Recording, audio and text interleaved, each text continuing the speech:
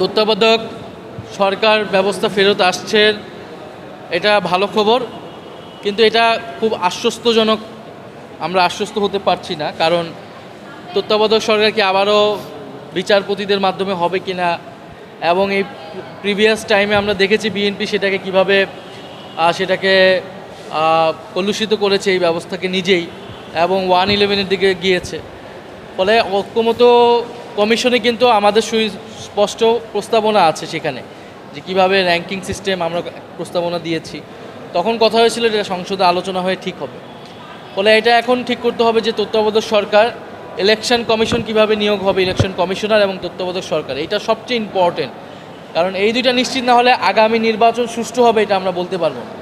ফলে এটা আমাদেরকে এখনই এটা করতে হবে। সরকারের প্রতি আমাদের সেই আহ্বান থাকবে যে তারা দ্রুত সময়ের মধ্যেই জুলাই সনদ এবং গণভোটের রায় বাস্তবায়নের মাধ্যমে এই সংকটগুলো নিরসন করতে পারবে তারা।